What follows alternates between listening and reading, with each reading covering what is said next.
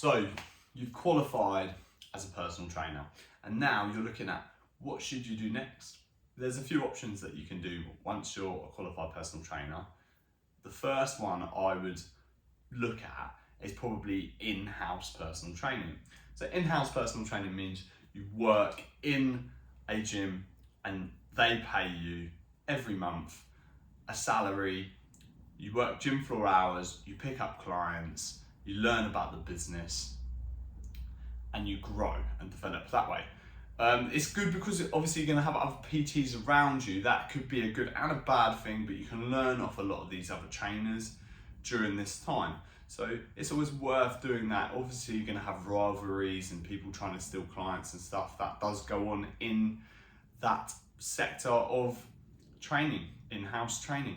It does go on, it has happened to me in the past, but it's well worth doing just so you can pick up the knowledge that you need to move forward. You are going to have to work like 8-hour shifts and you're not going to be able to PT on those shifts, which is pretty crap, to be honest, because you have to do all the training outside of those hours, which is pretty difficult. When you've worked an 8-hour shift and you've been walking the gym floor, and then you have to go into 4 or 5 back-to-back clients, and then you got to get up the next day.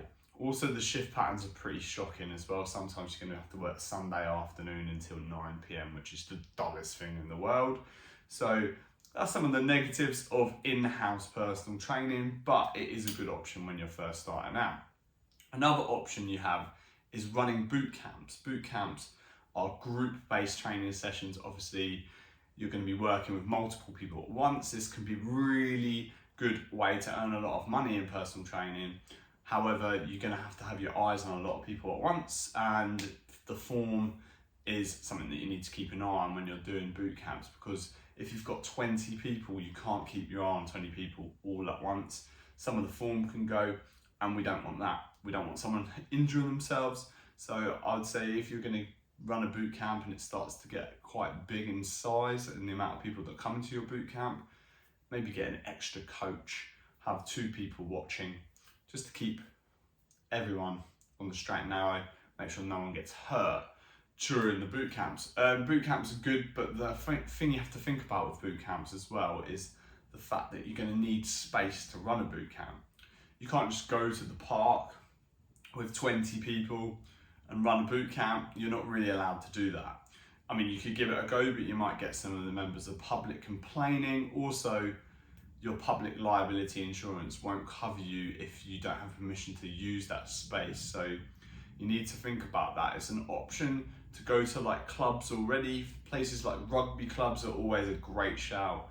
Go to a rugby club, speak to them, ask them if there's someone running a boot camp there already. If there isn't, then great. You can use the facilities, you can use the space, the car park.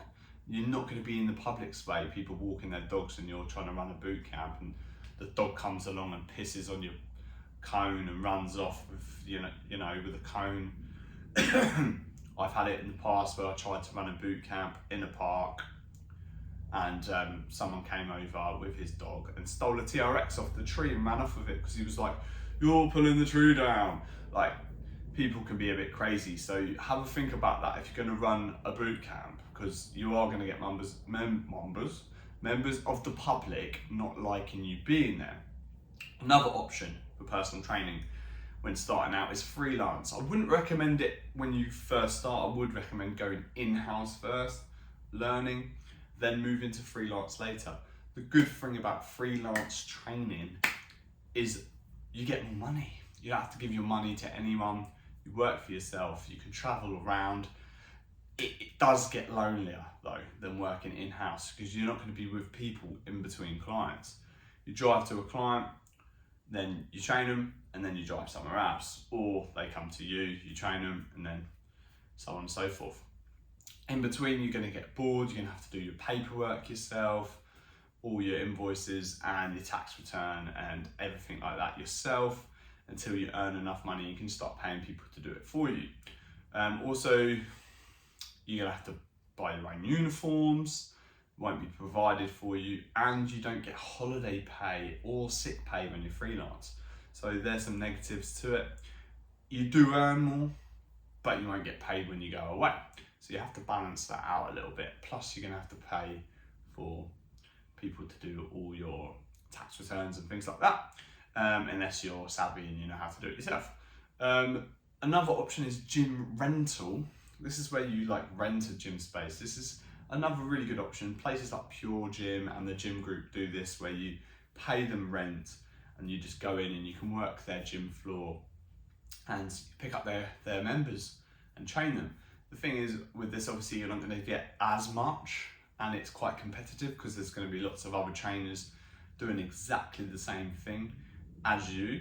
Unless you're really niche and you pick a niche market within that gym, then obviously you can thrive quite a lot if you're working specifically with injuries or specifically with weight loss. Then you can really thrive within that space.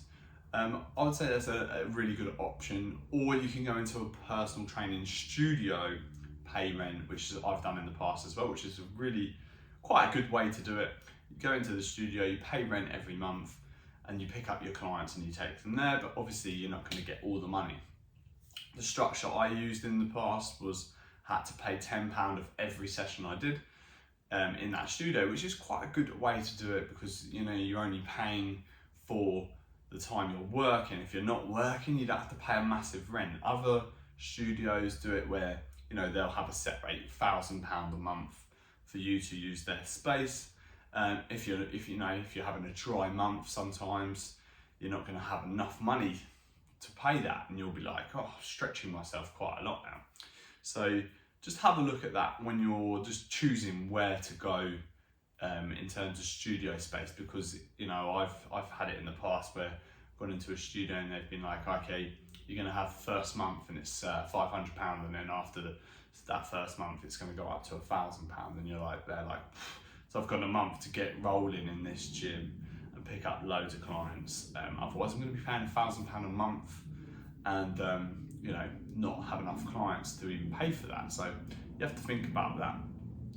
Another option for personal training is, the massive one now, is online personal training. There's various apps you can use for online personal training. I'm not going to list any of them, but they're all pretty decent, and you find most online personal trainers are all using the same stuff. It's all templates already made for them.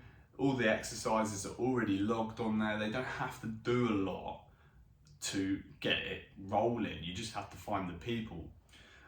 With online personal training, you do need to have a good social media, social networking background. You have to, you know, really work on advertisement for that, more so than you do if you're just working freelance trainer. Freelance trainer, you can just concentrate on your specific area.